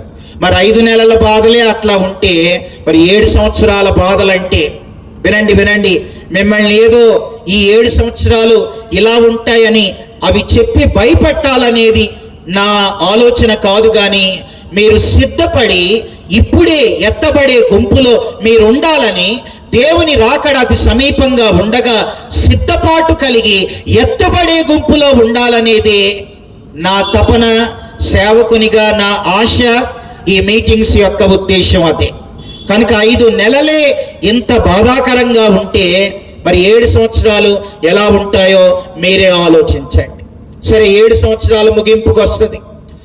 సంఘం మధ్యాకాశంలో అక్కడ 7 సంవత్సరాలు. అక్కడ పౌలు నువ్వేం చేశావు? ఆయన, ఇదిగో ప్రభువా నేను ఇంత పని చేశాను. సరే, మనం భూమి మీదకి వెళ్తాం. 7 సంవత్సరాల తర్వాత భూమి మీదకి వెళ్తాం. 1000 ఏండ్లు మనం భూమి మీద ఉంటాం. ఆ 1000 సంవత్సరాలు నేను యెరూషలేములో కేంద్రంగా చేసుకొని ప్రపంచాన్నంతా మనం పరిపాలిస్తాం.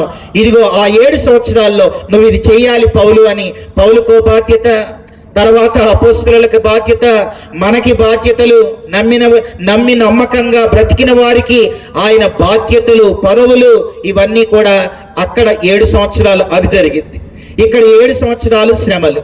ఈ 7 ఏళ్ల శ్రమల అనంతరం ఈ క్రూర మృగం, అబద్ధ ప్రవక్త, తర్వాత ఘట సర్పం వీళ్ళు ఏం చేస్తారంటే ప్రపంచంలో ఉన్న క్రైస్తవులందరినీ చంపాలని వారి మీదకి యుద్ధానికి లెగిస్తారు. 7 సంవత్సరాల ముగింపులో అటు 1,44,000 మంది ద్వారా, తర్వాత వారి పాలనలో అంగీకరించిన వారందరినీ కూడా వారితో యుద్ధం చేయటానికి ఈ క్రూర మృగం యుద్ధానికి లేస్తాడు. దాన్ని ఆ యుద్ధం ఎక్కడ జరగబోతుంది అని అంటే, ఆ యుద్ధం మెగిద్దో అనే ఒక లోయలో, హర్ మెగిద్దో అనే ఒక లోయలో యుద్ధం జరగబోతూ ఉంది.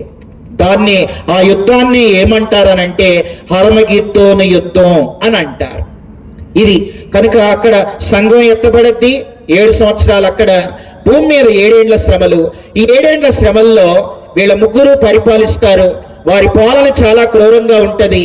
1,44,000 మంది సువార్తను ప్రకటిస్తారు. దేవుడు ఆ 7 సంవత్సరాల్లో కూడా భూమి మీద మనుషులకు చివరిగా అవకాశం ఇస్తాడు. నమ్మిన వారంతా ఒకవైపు, నమ్మని వారంతా మరొక వైపు, క్రూర మృగం వైపు యుద్ధం జరగబోతూ ఉంది. ఈ వివరణ ప్రకటన గ్రంథం 19వ అధ్యాయంలో మనం చూస్తాం. రండి, ప్రకటన గ్రంథం 19వ అధ్యాయంలో మనం చూస్తే, ప్రకటన గ్రంథం 19వ అధ్యాయంలో మనం ఏం చూస్తాం? 18వ అధ్యాయం దాకా 7 ఏండ్ల శ్రమలు. ఆ శ్రమల అనంతరం దేవుడు మధ్యాకాశంలో ఉన్న సంఘాన్ని వెంటబెట్టుకొని 19వ అధ్యాయం మొదటి 10 వచనాలలో ఆయన తన సంఘాన్ని వెంటబెట్టుకొని భూమి మీదకి వస్తాడు. భూమి మీద మొట్టమొదటిగా ఆయన తన కుడి పాదాన్ని మోపుతాడు. ఇది జకరియా గ్రంథం 14వ అధ్యాయంలో మనకి రాయబడినట్లుగా యేసు ప్రభు ఈ భూమి మీద 2000 సంవత్సరాల క్రితం ఆయన ఈ భూమి మీద ఉన్నప్పుడు సర్వలోక మానవాళి పాపాల నిమిత్తం కలువరి శిలువలో మరణించి చనిపోయి సమాధి చేయబడి తిరిగి లేచి 40 దినాలు భూమి మీద మనుషులందరికీ కనబడి 40 దినాల తర్వాత ఆయన అందరి ఎదుట పరలోకానికి ఒలీవా కొండ మీద నుంచి ఆయన ఆరోహణమయ్యాడు. ఆయన ఆరోహణమయ్యి మరలా నేను వస్తానని చెప్పాడు. నేను మరలా వస్తాను అని ఆయన చెప్పాడు. వస్తాను అన్నవాడు వస్తాడు, తెస్తాను అన్నవాడు తెస్తాడు, ఇస్తాను అన్నవాడు ఇస్తాడు. కనుక వస్తానన్నాడు. ఆయన మాట తప్పని వాడు. కనుక 7 సంవత్సరాల అనంతరం ఆయన తన సంఘాన్ని వెంటబెట్టుకొని ఆయన తన కుడి పాదాన్ని ఒలీవా కొండ మీద ఆయన మోపుతాడు. అలా కొండ మీద మోపగా ఆ కొండ తూర్పు తట్టుకు పడమటి తట్టుకు విడిపోతే మధ్యలో ఒక పెద్ద లోయ. ఆ లోయలోని క్రూర మృగం, అబద్ధ ప్రవక్త, ఘటసర్పం, వానికి సపోర్ట్ చేసిన ప్రపంచంలో ఉన్న వాళ్ళంతా వాళ్ళు ఒకవైపున, దేవుడు తనను నమ్మిన బిడ్డల పక్షంగా ఆయన యుద్ధం చేస్తాడు. దాన్ని హర్మగిద్దోను యుద్ధం అని అంట. చూడండి ఆ మాట 19వ అధ్యాయంలో చదువుతున్నాను నేను. 19వ అధ్యాయంలో మనం చూస్తే 19వ వచనం 19 మరియు ఆ గుర్రం మీద కూర్చున్న వానితోనూ ఆయన సేనతోనూ యుద్ధము చేయుటకై ఆ క్రూర మృగమును సేనతోనూ యుద్ధము చేయుటకై ఆ క్రూర మృగమును భూరాజులు వారి సేనలు కూడి ఉండుట చూచితిని. అప్పుడు ఆ మృగమును దాని ఎదుట సూచ్యక్రియలు చేసి దాని ముద్రను అంటే 666 వేయించుకొనిన వారిని, ఆ మృగపు ప్రతిమకు నమస్కరించిన వారిని మోసపరిచిన ఆ అబద్ధ ప్రవక్తయు పట్టబడి వారిద్దరూ గంధకముతో మండు అగ్నిగుండములో ప్రాణముతోని వేయబడిరి. 21వ వచనం కడమావారు గుర్రం మీద కూర్చున్న వాని నోట నుండి వచ్చిన అగ్ని చేత ఖడ్గము చేత వధించబడిరి. వారి మాంసమును పక్షులన్నీ కడుపారా తినేను.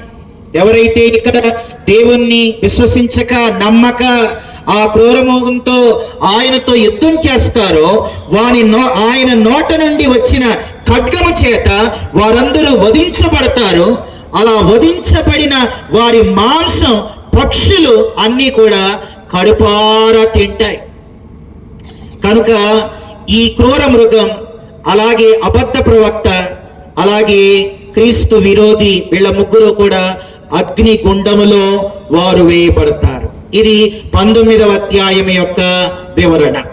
మొదటి అధ్యాయం యేసుక్రీస్తు ప్రత్యక్షత, 2-3 అధ్యాయాలు 7 సంఘాలు, 4వ అధ్యాయం మొదటి వచనం సంఘము ఎత్తబడుట, 4:2 నుంచి 4-5 అధ్యాయాలు పరలోకంలో తండ్రి అయిన దేవుని ఆరాధన, యేసుక్రీస్తు ఆరాధన, 6 నుంచి 18 వరకు 7 ఏండ్ల శ్రమల కాలం.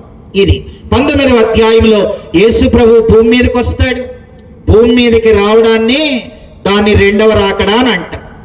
భూమి మీదకి వచ్చేది రెండో రాకడ.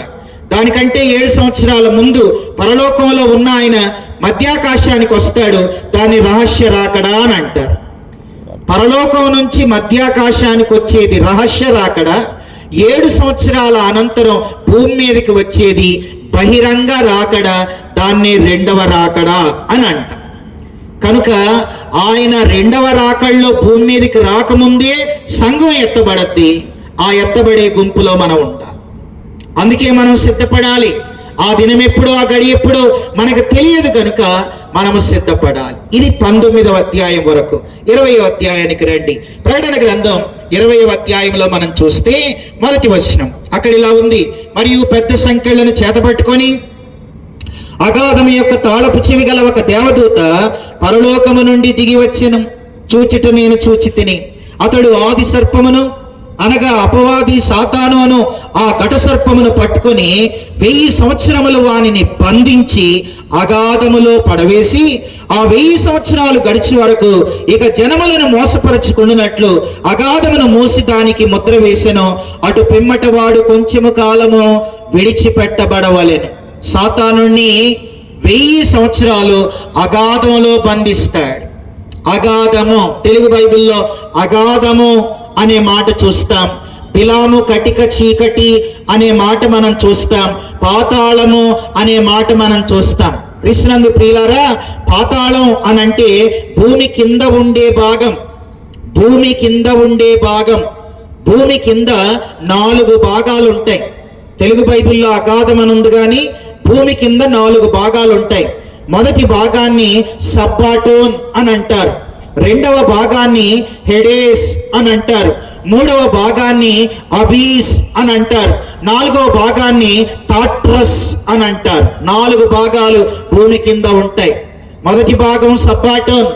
ఆ సబ్బాటోన్కి మరొక పేరు చెర. చెర, అబ్రహాము రొమ్ము, పరదైసు, ఇవన్నీ కూడా మొదటి ప్లేస్. తర్వాత రెండవ స్థలం హెడేస్, మూడవది అబీస్, 4వది టాట్రస్, చివరిది నరకం. అప్పుడే నరకానికి ఎవరు వెళ్ళరు, చివరిది నరకం. కనుక సాతానుణ్ణి 1000 ఏళ్ళు బంధించబడే స్థలం ఈ 4 అబీస్. అందులో వాడు 1000 సంవత్సరాలు బంధించబడతాడు. ఆదాము నుంచి అంటే అప్పటి నుండి నమ్మకుండా చనిపోయిన వాళ్ళంతా ఇప్పుడు ఎవరైనా ప్రపంచంలో దేవుణ్ణి నమ్మక చనిపోతే వారి ఆత్మలు ఎక్కడికి వెళ్తాయనంటే పాతాళములో. రెండవ భాగం హెడేస్, మొదటి భాగం సబ్బాటోన్. మనం లూకాసు వార్తలో ధనవంతుడు లాజర్ని చూస్తాం. ధనవంతుడు లాజర్ ఇద్దరు చూసుకున్నారు. ఎలా చూసుకోగలిగారు?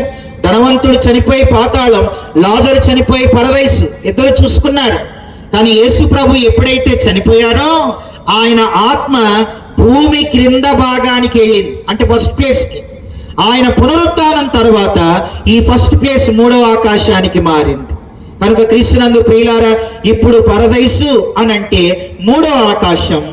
ఆయన పునరుత్థానానికి ముందు ఈ పరదైసు కింద ఉండేది. అందుకే ఎఫెసీలకు రాసిన పత్రికలో భూమి కింద భాగములలో భాగాలు 4 భాగాలు ఉండే. సబ్బాటోన్, హెడేస్, అబీస్, టాట్రస్. టాట్రస్ అంటే పడిపోయిన దేవదూతలు. లూసిఫర్తో పాటు పడిపోయిన వాళ్ళు కొంతమంది ఉన్నారే, వాళ్ళు బిలాము కటిక చీకటి అంటే టాట్రస్ లో బంధించబడ్డారు. ఆ టాట్రస్ లో ఉన్న దెయ్యాలే మిడతలుగా భూమి మీదకి వస్తాయి ఆ 7 ఏళ్ల కాలంలో. అవన్నీ దెయ్యాలే. అవి మిడతలు అంటే మిడతలు కాదు, అవి దెయ్యాలే. అవి భూమి మీదకి వచ్చి ఆ 7 సంవత్సరాలు మనుషుల్ని బాధలు పెడతాయి. వినండి, ఎవరైతే యేసు ప్రభుని నమ్మరో నమ్మని వారి ఆత్మలు పాతాళములో ఆ ప్లేస్ని హెడేస్ అని అంటారు. నమ్మిన వారు పరదైసులో ఉంటారు, నమ్మని వారు పాతాళంలో ఉంటారు. 1000 ఏళ్ళు ఈ భూమి మీద 1000 ఏళ్ళు సాతానుణ్ణి అబీసులో బంధిస్తాడు. వాడు అబీసులో ఎప్పుడైతే బంధించబడతాడో ఈ భూమి మీద 1000 ఏళ్ల పాలన అనేది జరగబోతుంది. ఆ 1000 ఏళ్ల పాలనలో దేవుడు యేసుక్రీస్తు యెరూషలేమును కేంద్రంగా చేసుకొని ఈ ప్రపంచం అంతా కూడా ఆయన పరిపాలిస్తాడు. అసలు యేసుప్రభు 2025 సంవత్సరాల క్రితం ఆయన భూమి మీదకి వచ్చినప్పుడు అది మొదటి రాకడ. 2025 సంవత్సరాల క్రితం మరియ కడుపులో నుంచి వచ్చింది, అది మొదటి రాకడ. 7 సంవత్సరాల తర్వాత భూమి మీదకి వచ్చేది రెండో రాకడ. కనుక ఆయన మొదటి రాకడలో యేసు ప్రభు పుట్టినప్పుడు జ్ఞానులు హేరోదు రాజు దగ్గరికి వెళ్ళి ఇలా అన్నారు. ఏమన్నారు వాళ్ళు? యూదుల రాజుగా పుట్టినవాడు ఎక్కడా అని అన్నారు. అంటే ఆయన రాజు, కానీ అప్పుడు రాజ్యం ఉందా? లేదు. కానీ ఆయన రాజుగా పరిపాలించేది ఎప్పుడు అనంటే 1000 ఏళ్ల పాలనలో. 1000 ఏళ్ల పాలనలో ఆయన రాజుగా ఈ భూమి మీద పరిపాలిస్తాడు. ఆ 1000 ఏళ్ల పాలన ఎలా ఉంటుందనంటే అది నీతి నివసించే రాజ్యం. లంచాలు ఉండవు, గురుటివారు ఉండరు, కుంటివారు ఉండరు, మోగవారు ఉండరు, చెవిటివారు ఉండరు, ఏ మృగము హాని చేయదు. చిన్న పిల్లలు సింహాల మీద ఎక్కి ఆడుకోవచ్చు, తర్వాత ఏనుగుల మీద ఎక్కి ఆడుకోవచ్చు, తర్వాత పాము, తర్వాత చిన్న చిన్న మనుషులు పిల్లలు ఆడుకుంటారు. ఏ మృగము హాని చేయదు. అది నీతి నివసించే రాజ్యం. 1000 ఏళ్ల పాలన ఈ భూమి మీద ఉంది. క్రీస్తునందు ప్రియులారా, భవిష్యత్తు సంగతులను అర్థం చేసుకోండి. ఈ కొంచెం కాలం బ్రతుకు కోసమే బ్రతకండి. మనం చచ్చిపోయాక ఎవడు చూస్తాడు? చనిపోయిన తర్వాత ఆ విషయాలు మనకెందుకు? ఇప్పుడు మనం తిందాం, తాగుదాం, సుఖిద్దాం, శరీరాశ, నేత్రాశ, జీవపు డంబాల చొప్పున మనం జీవిద్దామని అల్పకాల జీవితం వైపు మొగ్గు చూపక మనకొక ఉజ్వలమైన భవిష్యత్తు ఉంది, దాన్ని సిద్ధపరిచిన వాడు దేవుడు. అది అర్థం చేసుకొని దాని కొరకు మనం సిద్ధపడాలి. యేసు ప్రభుని నమ్మితే, నమ్మకంగా బ్రతికితే ఎత్తబడతావు. 7 ఏళ్ళు అక్కడ ఆయన ఆ విందులో ఉంటాం. ఆ తర్వాత భూమి మీదకి వస్తాం. ఇక్కడ 1000 ఏళ్ళు ఆయన పాలనలో ఆనందంగా బ్రతుకుతాం. ఆ 1000 సంవత్సరాల్లో బాధలు, కష్టాలు, ఇబ్బందులు, అనారోగ్యాలు ఏమీ ఉండవు అసలు. 1000 ఏళ్ళు అద్భుతమైన పాలన అది. సరే, 1000 ఏళ్ళు గడిచిపోద్ది. చూడండి, 1000 సంవత్సరాల తర్వాత ఏం జరగబోతుంది? రండి, ప్రకటన గ్రంథం 20వ అధ్యాయం 7వ వచనాన్ని చదువుతున్నాను. 1000 ఏళ్ళు గడిచిన తర్వాత, 1000 సంవత్సరాలు గడిచిన తర్వాత సాతాను తానున్న చెరలో నుంచి మళ్ళా విడుదల చేయబడతాడు. మళ్ళీ అబీసులో ఉన్నాడు, మళ్ళీ బయటకు వస్తాడు. వాడు వచ్చాడంటే మళ్ళీ మోసం చేయటమే. 8వ వచనం, భూమి నలుదిశల యందుండు జనములను లెక్కకు సముద్రపు ఇసుక వలె గోగు మాగోగు అనువారిని మోసపరిచి వారిని యుద్ధమునకు పోగు చేయుటకై వాడు మళ్ళీ బయలుదేరతాడు.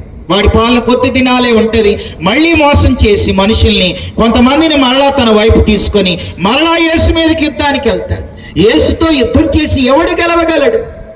కనుక చివరి యుద్ధం, బైబిల్లో చివరి యుద్ధం గోగు యుద్ధం. ఆ యుద్ధం అనంతరం ఏం జరిగిద్ది అని అంటే చూడండి, 10వ వచనం, ప్రకటన గ్రంథం 20వ అధ్యాయం 10వ వచనం, వారిని మోసపరిచిన అపవాది అగ్ని గంధకములు గల గుండములో పడవేయబడెను. అచట క్రూర మృగమును అబద్ధ ప్రవక్తయు ఉన్నారు. వారు యుగయుగములు రాత్రింబగళ్ళు బాధింపబడుదురు. దీన్నే నరకం అని అంటారు. నరకం అంటే ఇది. వాడు నరకంలో వేయబడతారు. అగ్నిగుండం అంటే నరకం. ఆ నరకంలో ముందుగా ఎవరు వేయబడతారు? చూడండి, 10వ వచనం, వారిని మోసపరిచిన అపవాది, మొట్టమొదటిగా అపవాది అగ్ని గంధకములు గల గుండములో పడవేయబడెను.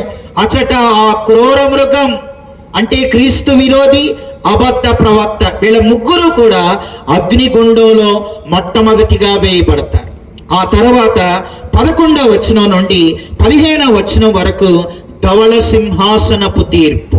వినండి వినండి, ధవళ సింహాసనపు తీర్పు ఉంటుంది. చూడండి, ఆ మాట చదువుతున్నాను.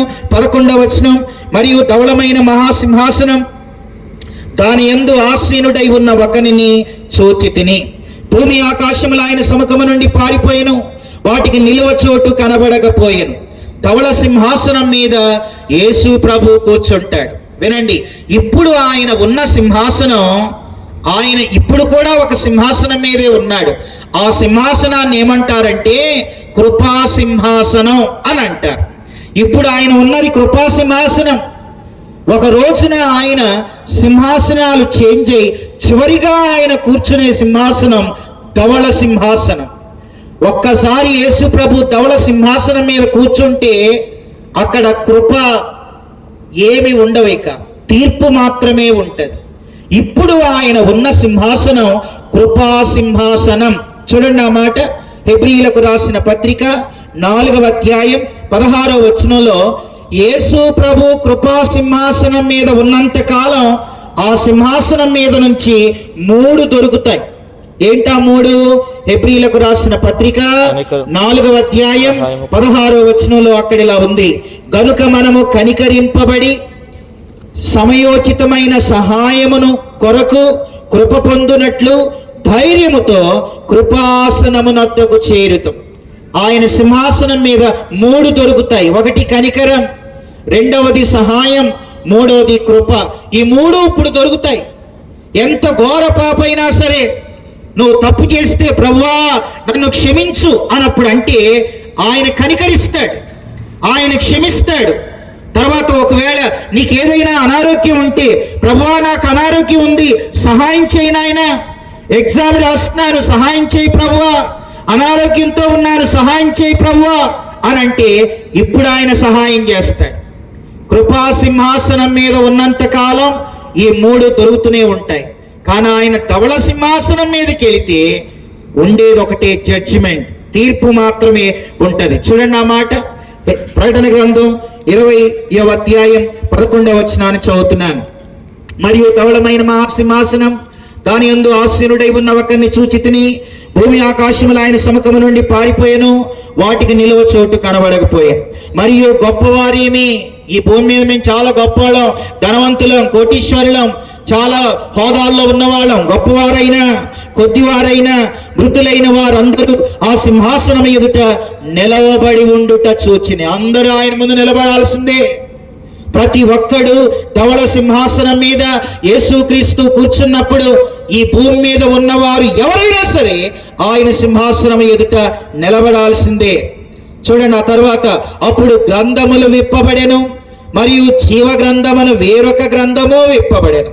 ఆ గ్రంథముల యందు రాయబడి ఉన్న వాటిని బట్టి తమ క్రియల చొప్పున మృతులు తీర్పు పొందిరి. క్రియల చొప్పున తీర్పు ఉంటది. భూమి మీద నువ్వు ఏం చేశావు, ఎలా ప్రవర్తించావు, ఎవరికైనా సహాయం చేశావా, దేవుణ్ణి నమ్మావా, ఎలా నువ్వు బ్రతికావు, ఎన్ని అవకాశాలు ఇచ్చినా నువ్వు సద్వినియోగం చేసుకోలేదా, దేవుడు నీకు ఇచ్చిన అవకాశాలను బట్టి క్రియలను బట్టి ఆయన తీర్పు తీరుస్తాడు. అలా తీర్పు జరుగుతూ ఉంటే కొంతమంది సముద్రంలో దూకారనుకో, సముద్రమే తీసుకొచ్చి ఆయన ముందు నిలబడద్ది. పర్వతాల వెనకాల దాక్కున్నారనుకోండి, పర్వతాలే తీసుకొచ్చి ప్రభువా నా వెనక వీడు దాక్కున్నాడని చెబుతాయి. చూడండి 13వ వచనం, సముద్రం తనలో ఉన్న మృతుల్ని అప్పగించెను, మరణమును పాతాళ లోకం అంటే హెడేస్ లో ఉన్న వాళ్ళంతా ఆయన ముందు నిలబడతారు. అప్పుడు ఆయన వాటి వశముననున్న మృతులను అప్పగించెను, వారిలో ప్రతివాడు తన క్రియల చొప్పున తీర్పు నొందెను. ప్రతి వానికి దేవుడు తీర్పు తీరుస్తాడు. మరణమును మృతుల లోకమును అగ్నిగుండములో పడవేసెను. ఈ అగ్నిగుండం 2వ మరణం. ఎవని పేరైనను, వినండి, ప్రకటన గ్రంథం 20వ అధ్యాయం 15వ వచనం, ఎవని పేరైనను జీవ గ్రంథమందు వ్రాయబడినట్లు కనపడని ఎడల వాడు అగ్నిగుండములో పడవేయబడినో, ఇది 2వ మరణం. ఎవని పేరైతే జీవ గ్రంథంలో ఉండదో, జీవ గ్రంథంలో పేరు ఉండాలంటే బ్రతికున్నప్పుడే యేసు ప్రభువుని నమ్మాలి. యేసు కులం కాదు, యేసు మతం కాదు, యేసు అంటే రక్షకుడు. నీ పాపాల నిమిత్తం కలువరి శిలువలో మరణించి చనిపోయి సమాధి చేయబడి తిరిగి లేచిన యేసు నీ హృదయంలో విశ్వసిస్తే, మారు మనసు పొంది బాప్తిసం తీసుకుంటే, అలా బాప్తిసం తీసుకున్న వారి పేర్లు జీవ గ్రంథంలో రాయబడతాయి. జీవ గ్రంథములో ఎవరి పేరు ఉండదో వారు ఒక రోజున అగ్ని గంధకములు గల గుండములో పాలు పొందుదురు. ఇది 2వ మరణం. ఆ 2వ మరణంలో ఎవరు పాలు పొందుతారు లిస్టు కూడా ఉంది. 21వ అధ్యాయం 8వ వచనాన్ని చదువుతున్నాను.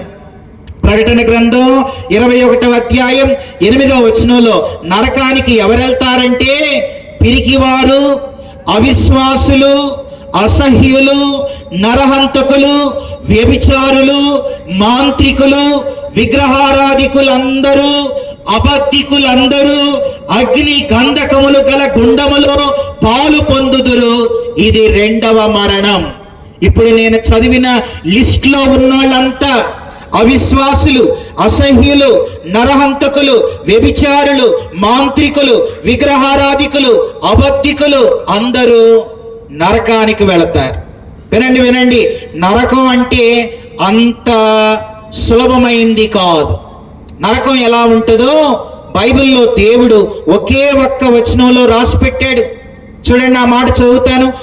నరకం ఎలా ఉంటుందో చదువుతున్నాను నేను. యెషయా గ్రంథం 30వ అధ్యాయం 33వ వచనంలో నరకం ఎలా ఉంటుందో ఒకే ఒక్క వచనంలో ఉంది. చదువుతున్నాను చూడండి. యెషయా గ్రంథం 30వ అధ్యాయం 33వ వచనంలో నరకాన్ని గురించి రాశాడు దేవుడు. చదువుతున్నాను. యెషయా 30:33. పూర్వము నుండి తోపేతని పైన ఒకటేసి కింద హేయమైన శ్మశానం అనుంది. నరకం అంటే హేయమైన శ్మశానం, కంపు, దుర్వాసన సిద్ధపరచబడి ఉన్నది. పూర్వమే నరకాన్ని దేవుడు ఎప్పుడో చేశాడు. అది మెలేకు దేవతకు సిద్ధపరచబడి ఉన్నది. వినండి, తాళ్లవలస గ్రామ ప్రజలారా, ఈ శబ్దయంత్రం ద్వారా వింటున్న ప్రజలారా, అసలు దేవుడు నరకాన్ని చేసింది మనుషుల కోసం కాదు. ఏ మనిషి కోసం దేవుడు నరకాన్ని చేయలేదు. నరకాన్ని చేసింది ఎవరి కోసం అనంటే క్రూర మృగం కోసం, సాతానుని కోసం, అబద్ధ ప్రవక్త కోసం, పడిపోయిన దేవదూతలు అంటే దెయ్యాల కోసం దేవుడు నరకాన్ని చేశాడు. అది ఎలా ఉంటుందనంటే చూడండి, అది లోతుగాను విశాలముగాను ఆయనే దాన్ని చేసి ఉన్నాడు. అది అగ్నియు విస్తార కాష్టం అంటే కణకణలాడే నిప్పుల గుండం అది కలిగి ఉన్నది. గంధక ప్రవాహం వలె యెహోవా ఊపిరి దాన్ని రగులు పెడతా ఉంటది. నరకం అనేది దేవుని ఊపిరితో రగులుతా ఉంటది.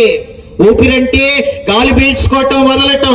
ఆయన అని ఊదినప్పుడల్లా నరకం రగులుతా ఉంటది. నరకాన్ని చేసింది ఆయనే. అయితే వినండి, ఒక రోజున మనుషులు నరకానికి వెళతారు. ఎవరు వెళతారనంటే ఇందాక లిస్టులో ఉన్నోళ్ళు వెళ్తారు. మరొకసారి చదువుతున్నాను ఆ లిస్టు. ప్రకటన గ్రంథం 21వ అధ్యాయం 8వ వచనంలో నరకానికి ఎవరెళ్తారో ఒక లిస్ట్ ఉంది.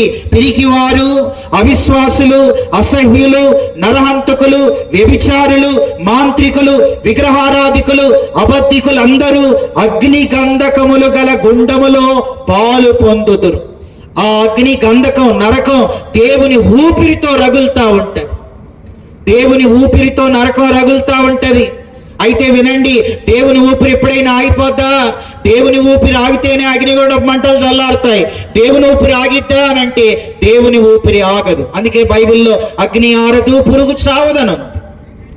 అగ్ని ఆరదు పురుగు చావదు అంటే నరకంలో ఏముంటాయంటే పురుగులుంటాయి. ఆ పురుగులు ఏం చేస్తాయి? చూడండి, యోబు గ్రంథం 24వ అధ్యాయం 20వ వచనంలో నరకంలో పురుగులు రోజు ఒక పని చేస్తాయి. యోబు గ్రంథం 24వ అధ్యాయం 20వ వచనాన్ని నేను చదువుతూ ఉన్నాను.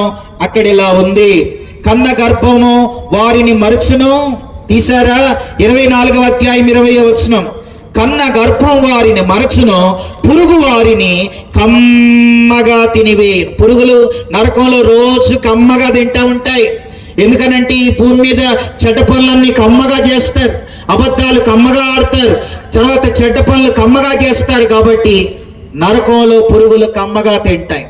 వినండి, శుభవార్త ఏంటనంటే నరకాన్ని చేసిన దేవుడు మనుషుల కోసం కాదు. మనుషులు ఎందుకు వెళతారనంటే పాపం చేసినందుకు కాదు, కానీ పాపం పోయే మార్గం ఉన్నా ఉపయోగించుకొనని వాళ్ళు, యేసును వద్దు అని, యేసును నమ్మక, యేసు దగ్గరికి రాక పాపములో జీవించిన పాపులు ఒక రోజున నరకానికి వెళతారు. అది ఏ మానవుడు అందులో పడి ఆ బాధను భరించలేడు. అందులో ఒక్కసారి వేయబడితే యుగాలు వాళ్ళు కాల్తూనే ఉంటారు. అది చేసింది ఆయనే కాబట్టి అందులో ఏ మానవుడు పడకూడదని దాని తీవ్రత ఆయనకే తెలుసు. కాబట్టి యేసు ప్రభు ఈ భూమి మీదకి వచ్చి కలువరి సిలువ మీద ఆయన పడ్డ బాధ నరక బాధ. అంటే ఒక నరకంలో ఒక వ్యక్తి పడితే ఎంత బాధ ఉంటుందో మన బాధ అంతా సిలువ మీద ఆయన భరించి నీవు నరకానికి వెళ్ళకూడదని, ఆయన్ని నమ్ముకుంటే నీ పేరు జీవగ్రంథంలో రాసి నీకు పరలోకాన్ని ఇవ్వాలని ఆయన పరలోకానికి మార్గాన్ని సిద్ధం చేసి, నేనే మార్గం, సత్యం, జీవం, నా ద్వారా తప్ప ఎవరు పరలోకానికి వెళ్ళలేరు. అక్కడ కొత్తగా జన్మిస్తేనే తప్ప దేవుని రాజ్యంలో ప్రవేశించలేడని, జీవ గ్రంథంలో పేరు లేని వాళ్ళు నరకానికి వెళతారని ముందుగానే ఆయన సూచించి రాయించి పెట్టాడు. కాబట్టి ఈ రాత్రి ఈ మాటలు వింటున్న ప్రియ సోదరి సోదరుడా, ఇంకానూ యేసు ప్రభుని నమ్మకపోతే ఇదే మిక్కిలి అనుకూల సమయం, ఇదే రక్షణ దినం. నేడు అనే సమయం ఉండగానే నీ జీవితాన్ని యేసుకు అప్పగించుకో. రేపు నీది కాదు, రేపుకు రూపు లేదు. రేపేమి సంభవిస్తో ఎవరికీ తెలియదు. ఇదే మిక్కిలి అనుకూల సమయం. కనుక మనం సిద్ధపడటానికి దేవుడిచ్చిన ఒక మంచి తరుణం ఇది. కాబట్టి ఎవరైతే యేసు ప్రభుని నమ్ముతారో వారి పేరు జీవ గ్రంథంలో ఉంటది. నమ్మకపోతే తీర్పులోనికి వెళ్ళి తీర్పు అనంతరం నరకానికి వెళతారు. వినండి, నరకంలోకి వెళ్ళిన తర్వాత వాళ్ళ బాధ ఎలా ఉంటుందంటే, నేను అనుకుంటాను భూమి మీద ఉండగా ఎన్నో అవకాశాలు ఈ యేసు ప్రభు ఇచ్చాడు. మా ఇంటి పక్కనే మీటింగ్ పెట్టారు, విషయాలన్నీ తెలిపారు. మాలాంటి సేవకులు ఎందరో మీ ఇళ్ల పక్కన ఉండి మీకు ఎన్నోసార్లు సువార్త చెప్పిన అవకాశాలు ఎన్నో దేవుడు మీకు ఇచ్చిన ఉపయోగించుకొనని వారంతా ఒక రోజున అక్కడ యుగాయుగాలు ఆ నరకంలో బాధపడుతూ ఉంటారు. నరకంలో తన పోలికలో తన స్వరూపంలో చేయబడ్డ మానవులు ఆ నరకానికి వెళ్ళటం ఇష్టం లేక యేసు ప్రభువే భూమి మీదకి వచ్చాడు, నీకోసం సిలువలో మరణించాడు. పరలోకానికి వెళ్ళే అవకాశం ఇంకా నీకు ఇప్పుడు ఉండగానే ఇచ్చాడు. అది మనం సద్వినియోగం చేసుకోవాలి. యేసును నమ్మితే పరలోకం, యేసును నమ్మకపోతే నరకం. కాబట్టి నరకానికి ఎవరు వెళ్ళకూడదని ఆయన ఆశించి ఈ సందేశాలు మనకు వినిపిస్తూ ఉన్నాడు. ఇది ప్రకటన గ్రంథం 21వ అధ్యాయం అయిపోయింది. 20వ అధ్యాయం వరకు అయింది. తర్వాత 21, 22 అధ్యాయాల్లో మనం ఏం చూస్తాం అనంటే, చూడండి, ప్రకటన గ్రంథం 21, 22 అధ్యాయాల్లో మనం ఏం చూస్తాం? 21వ అధ్యాయం 1వ వచనం, అంతటి నేను క్రొత్త ఆకాశం క్రొత్త భూమిని చూచితిని. మొదటి ఆకాశం మొదటి భూమి గతించిపోయెను, సముద్రమును ఇకనూ లేదు. మరియు నేను నూతనమైన యెరూషలేము అను ఆ పరిశుద్ధ పట్టణం తన భర్త కొరకు అలంకరింపబడిన పెళ్లి కుమార్తె వలె సిద్ధపడి పరలోకమందున్న దేవుని యొద్ద నుండి దిగివచ్చుట చూచితిని. అంటే 21, 22 అధ్యాయాలు ఏంటనంటే పరలోకం. వినండి, మొదటి అధ్యాయం యేసుక్రీస్తు ప్రత్యక్షత, 2, 3 అధ్యాయాలు 7 సంఘాలు, 4, 5 అధ్యాయాలు మొదటి వచనం సంఘం ఎత్తబడటం, 4, 5 పరలోకంలో ఆరాధన, 6 నుంచి 18 7 శ్రమలు, 19లో యేసు ప్రభు భూమి మీదకి రావడం, హర్మగిద్దోను యుద్ధం, 20వ అధ్యాయంలో సాతాను 1000 ఏళ్ళు బంధించబడటం, 1000 ఏళ్ల పాలన, తర్వాత గోగు మాగోగు యుద్ధం, ధవళ సింహాసనం. ఇది 20వ అధ్యాయం వరకు. 21, 22 ఈ ప్రకటన గ్రంథం చివరి అధ్యాయాలు. ఈ చివరి అధ్యాయాల్లో మనం ఏం చూస్తాం అనంటే పరలోక పట్టణాన్ని చూస్తాం. హల్లెలూయా. పరలోకం ఎలా ఉంటుందంటే, రండి ఈ విషయాలు చెప్పి ముగిస్తాను. 21వ అధ్యాయం 10వ వచనం, ఆత్మవశుడనైన నన్ను ఎత్తైన గొప్ప పర్వతం మీదకి కొనిపోయి యెరూషలేము అను ఆ పరిశుద్ధ పట్టణం దేవుని మహిమ గలదై పరలోకమందున్న దేవుని యొద్ద నుండి దిగివచ్చుట నాకు చూపెను. దాని అందలి వెలుగు తగతగా మరియు సూర్యకాంతము వంటి అమూల్య రత్నమును పోలి ఉన్నది. ఆ పట్టణమునకు ఎత్తైన గొప్ప ప్రాకారం 12 గుమ్మములు ఉండెను. ఆ గుమ్మముల యొక్క 12 దేవదూతలు ఉండేది. ఇశ్రాయేలీల 12 గోత్రాల నామములు ఆ గుమ్మముల మీద రాయబడి ఉండెను. తూర్పు వైపున 3 గుమ్మాలు, ఉత్తరం వైపున 3 గుమ్మాలు, దక్షిణం వైపున 3 గుమ్మాలు, పశ్చిమ వైపున 3 గుమ్మములు ఉన్నవి. ఆ పట్టణపు ప్రాకారం 12 పునాదులు గలది. ఆ పునాదుల పైన గొర్రెపిల్ల యొక్క 12 అపోస్తల 12 పేర్లు కనబడేను. వినండి, పరలోకం ఎలా ఉంటుందో తెలుసా? పరలోకంలో ఏమి ఉండదనంటే, పరలోకంలో మనకు అక్కడికి వెళ్ళిన తర్వాత దుఃఖం ఉండదు. ఆకలి, దుఃఖం, వేదన, కన్నీళ్లు, మరణం. చూసారా? 4వ వచనం 21:4లో ఉంటది. ఆయన వారి కన్నుల ప్రతి బాష్ప బిందువును తుడిచివేయను. మరణం ఇక ఉండదు, దుఃఖమైన, ఏడ్పైన, వేదనైన ఇక ఉండదు. అక్కడ దేవుడు తనతో పాటు మనము యుగాయుగాలు ఆనందంలో ఉంటాం. ఆ పరలోక పట్టణం ఎలా ఉంటుందో చూడండి. చదువుతున్నాను నేను 15వ వచనం, 21:15. ఆ పట్టణమును దాని గుమ్మములు పట్టణమును కొలుచుటకై దానితో మాట్లాడు వాని యొద్ద నుండి బంగారు కొలకర్ర నాకు చూపించెను. అది ఎలా ఉంటుందంటే చూడండి 18వ వచనం. ఆ పట్టణ ప్రాకారం సూర్యకాంతములతో కట్టబడెను. పట్టణము స్వచ్ఛముగ స్ఫటికముతో సమానమైన శుద్ధ సువర్ణముగా ఉన్నది. 19వ వచనం. ఆ పట్టణపు ప్రాకార పునాదులు అమూల్యమైన నానావిధ రత్నాలతో అలంకరించబడెను. మొదటి పునాది సూర్యకాంతపు రాయి, రెండవది నీలం, మూడవది యమునారాయి, నాలుగవది పచ్చ, ఐదవది వైడూర్యం, ఆరవది కెంపు, ఏడవది సువర్ణరత్నం, ఎనిమిదవది గోమేదికం, తొమ్మిదవది పుష్యరాగం, 10వది సువర్ణల సునీయం, 11వది పద్మరాగం, 12వది సుగంధం. అందరూ ఒకసారి చూడండి. 21, 22 అధ్యాయాలు పరలోకం. పరలోకం ఎలా ఉంటుందంటే 2024 సంవత్సరాల క్రితం వినండి. యేసు ప్రభు ఈ భూమి మీద నుంచి యోహాను సువార్త 14వ అధ్యాయంలో శిష్యులతో చెప్పాడు, నేను వెళుతున్నాను, నేనుండే స్థలములో మీరును ఉండులాగున ఆ పరలోక పట్టణాన్ని నిర్మించి మళ్ళా నేను వస్తాను అని అన్నాడు. అన్నాడా లేదా? వస్తాను అన్నవాడు వస్తాడు, తెస్తాను అన్నవాడు తెస్తాడు, ఇస్తాను అన్నవాడు ఇస్తాడు. అయితే వినండి, ఈ సృష్టి అంతా, మన కంటికి కనబడే సృష్టి అంతా ఎన్ని రోజుల్లో చేశాడు? ఆదికాండం 1వ అధ్యాయంలో కలుగును గాక కలుగును గాక కలుగును గాక. ఎన్ని రోజుల్లో అయింది సృష్టి అంతా? 6. నీ కంటికి కనబడే సృష్టి అంతా ఎన్ని రోజులు అని అంటే ఇదంతా 6 రోజుల సృష్టి.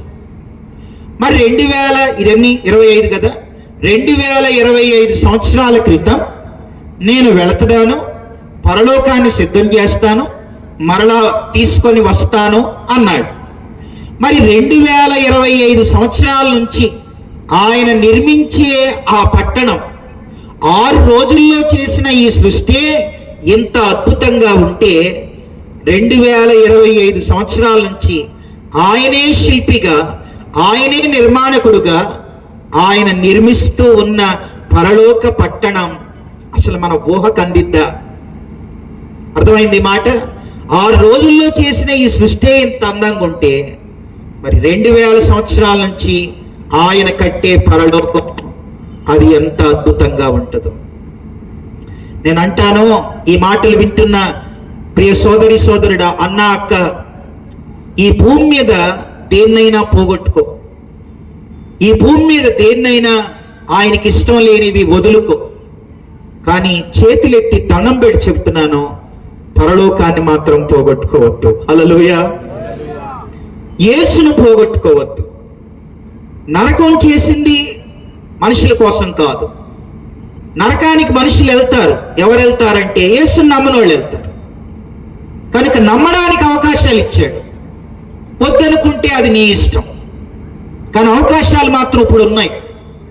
అందుకే నాలాంటి సేవకులు ఎవరైనా ఎందుకు ఇలాగా బోధిస్తున్నారని అంటే, ఏ మానవుడు అందులోకి వెళ్ళకూడదని దేవుడు మమ్మల్ని ప్రేరేపిస్తూ ఉంటే ఉన్న విషయాలన్నీ చెప్పటం జరుగుతుంది.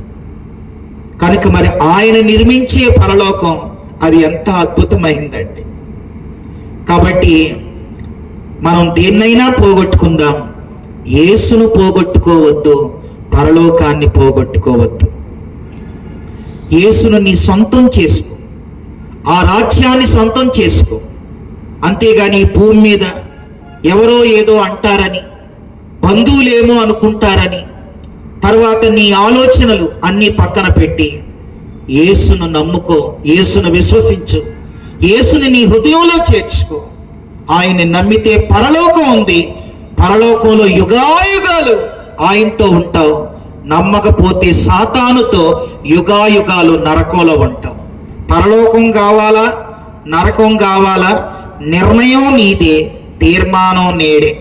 మళ్ళీ చెప్తాను, పరలోకం కావాలా, నరకం కావాలా, నిర్ణయం నీదే, తీర్మానం నేడే. యేసును నమ్మితే యేసుతో ఏల్తావు, యేసును నమ్మకపోతే నరకంలో కాల్తావు.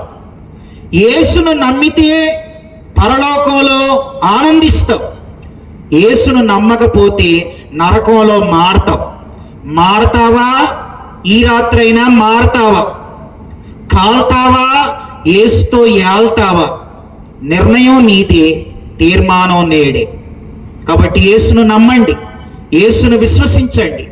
ఆయన రాకడ అతి సమీపంగా ఉంది.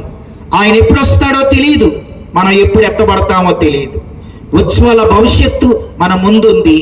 యేసును నమ్మిన వారు ఆయనతో యుగాయుగాలు ఉంటారు.